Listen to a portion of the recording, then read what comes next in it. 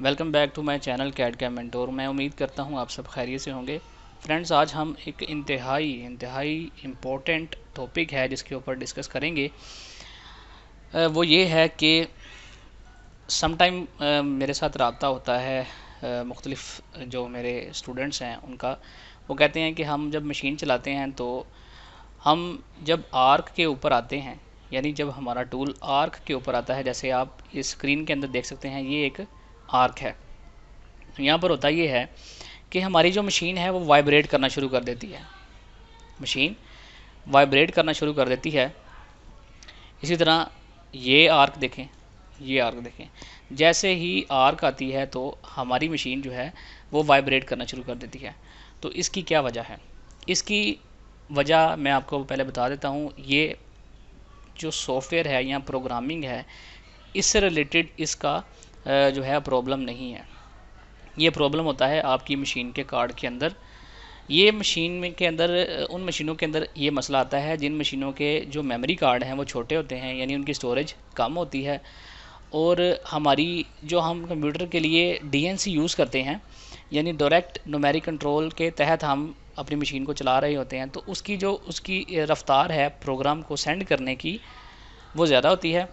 और जो आगे हमारी मशीन का रिसीवर होता है, उसकी प्रोग्राम को रिसीव करने की जो स्पीड है वो कम होती है। उस स्पीड की वजह से क्या होता है कि हमारी जो मशीन है वो जब जाती है हमारी आर्क्स के ऊपर, तो वहाँ पर जर्क आना शुरू हो जाता है।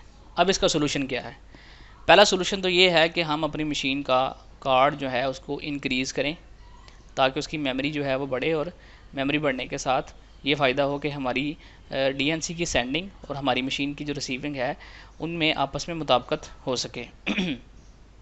और दूसरा सोल्यूशन, अच्छा, ये जो सोल्यूशन मैं आपको बता रहा हूँ कि अपने कार्ड को इंक्रीज़ करें, ये काफ़ी महंगा जो है वो सोल्यूशन है। इसमें हो सकता है कि आपको जो आपका कार्ड है उसको रिप्लेस करने में 2 या 3 लाख या 4 लाख तक की आपका जो है एक्सपेंस आ सकता है। अब दूसरा सोल्यूशन जो बहुत ही आसान, बहुत ही सिंपल है, जो कि हम पावर मिल की मदद से कर सकते हैं, वो ये है कि हम इसके अंदर एक ऑप्शन होती है फिट आर्क्स की। फिट आर्क्स की ऑप्शन को यूज़ करते हैं तो होता क्या है कि हम अपने टूल पाथ की नंबर ऑफ़ लाइंस को कम करते हैं, रिड्यूस करते हैं। यानी फिट आर्क्स के बगैर हमारी जो टूल पाथ की लाइंस हैं वो हमारी आएंगी ज़्यादा, और फिट आर्क की ऑप्शन अगर हम इस्तेमाल करते हैं तो हमारी जो नंबर ऑफ़ लाइंस हैं वो कम आएंगी, और उस प्रोग्राम का अभी मैं आपको दिखाऊंगा कि साइज़ भी कम होगा। अब ये सारा प्रोसीजर पावर मिल पे करना कैसे है, इसको देखते हैं। सबसे पहले मैं ये जो रिसेंट अभी मैंने ये सारा प्रोसीजर किया है, आपको बताने से पहले थोड़ा खुद मैं इसको प्रैक्टिस करता हूँ ताकि मैं आपको अच्छे तरीके से समझा सकूँ। इसको मैं डिलीट कर देता हूँ, ठीक है। ये टूल मेरा ऐसे ही रहेगा। अब मैं होम के अंदर जाकर एक टूल पाथ जनरेट करूँगा कांस्टेंट जी फिनिशिंग का। अच्छा, ये कांस्टेंट जी फिनिशिंग का आप ये स्क्रीन के अंदर सारे इसके जो पैरामीटर्स हैं इसको देख सकते हैं। इसको एज इट इज़ रखेंगे और मैं इसको कैलकुलेट करता हूँ। इससे पहले मैं जाता हूँ हमारे पास, यहाँ पर आप आएंगे तो ये है वो चीज़ जो कि आपका मसला हल कर सकती है, आपकी मशीन की वाइब्रेशन को कंट्रोल कर सकती है। वो है पॉइंट डिस्ट्रीब्यूशन, ठीक है, पॉइंट डिस्ट्रीब्यूशन। जब आप पॉइंट डिस्ट्रीब्यूशन में आते हैं तो जो डिफ़ॉल्ट पावर मिल ने जो हमारे लिए सेटिंग सेलेक्ट की होती है वो की होती है टॉलरेंस एंड कीप आर्क्स। ये जो सेटिंग है ये डिफ़ॉल्ट सेलेक्ट होती है।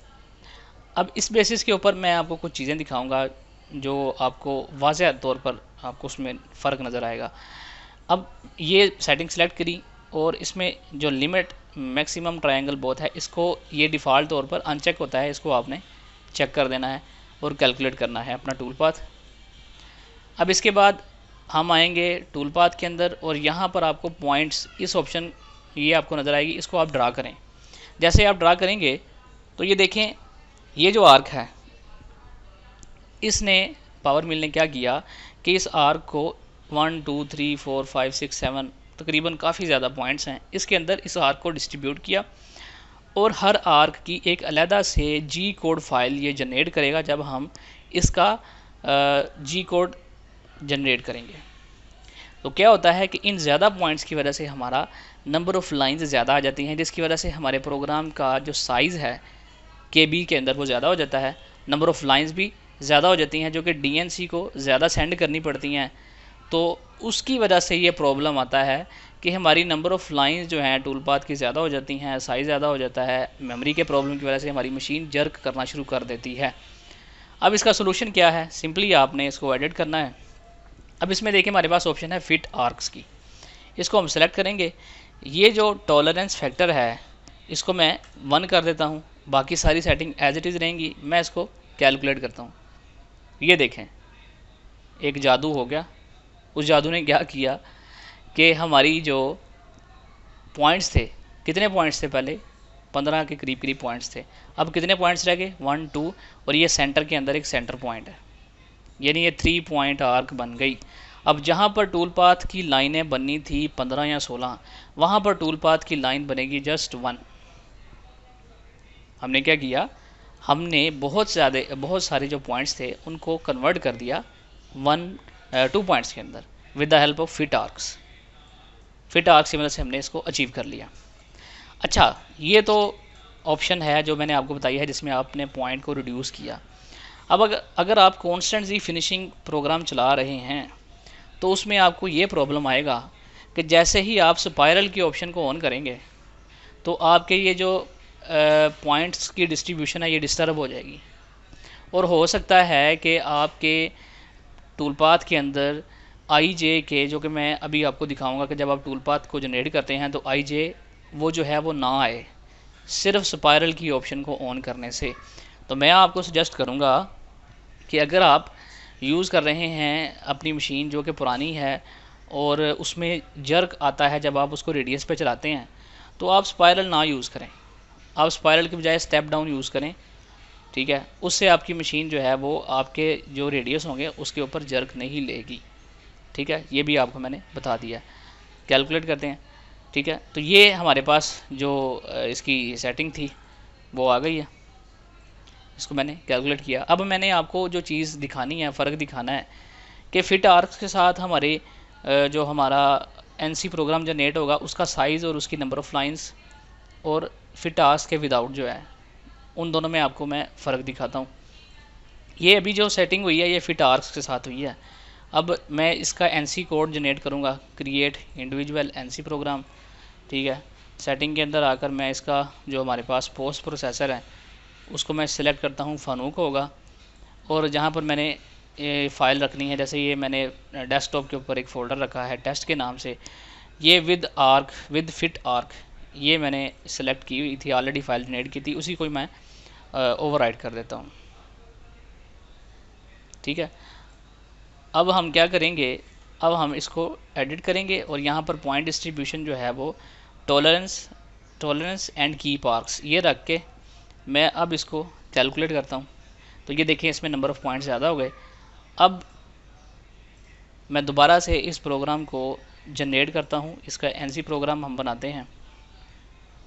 इसकी सेटिंग के अंदर आकर फानूक सेलेक्ट करेंगे और इसमें मैं लिखूँगा विदाउट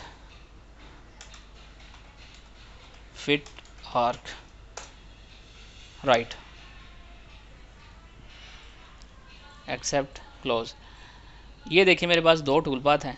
अब ये वाज़ह फ़र्क आप देख सकते हैं, ये साइज़ देखें, ये फिट आर्क के साथ जो मेरे जो मेरे NC फाइल का जो साइज़ आया है वो 9 KB है, और जो दूसरा है जो विदाउट फिट आर्क है वो 25 KB है। अब जो मशीन तो आपकी ज़्यादा होगी, यानी मेमोरी ज़्यादा होगी, उसको तो कोई फ़र्क नहीं पड़ेगा, 25 से 100 से 1 MB तक उसको कोई फ़र्क नहीं पड़ेगा। लेकिन जिस मशीनों के पुरानी मशीनें हैं जो कार्ड छोटे हैं, जब आप उसको 9 KB की फ़ाइल देंगे तो वो स्मूथ चलेगी, जब आप उसको 15 KB की फ़ाइल देंगे तो उसमें मसला आएगा, वो जैसे ही आर के ऊपर आएगी तो रुक रुक के चलेगी। ये एक बहुत बड़ा मसला था जिसको हमने एक सिंपल सी कमांड के साथ रिज़ोल्व किया। अब जो बंदे 2-2, 3-3, 2.5 लाख रुपए का कार्ड लगा के अपने मसले को रिज़ोल्व करते हैं, हमने जस्ट पावर मिल की एक ऑप्शन को यूज़ किया और इस मसले का हल निकाल लिया। तो ये एक बहुत ही इम्पोर्टेंट टॉपिक था, बड़े स्टूडेंट्स और बड़े लोगों ने मेरे से इस बारे में पूछा था, तो मैंने सोचा इसके ऊपर एक वीडियो बना दी जाए। तो मैं उम्मीद करता हूँ आपको इससे काफ़ी जो है वो इस्तेफ़ादा हुआ होगा, आपको इससे काफ़ी फ़ायदा हुआ होगा। तो अगर आपको वीडियो पसंद आई है तो वीडियो को लाइक करें, शेयर करें, चैनल को ज़रूर सब्सक्राइब कीजिए। तो नेक्स्ट वीडियो में मिलते हैं एक नए टॉपिक के साथ।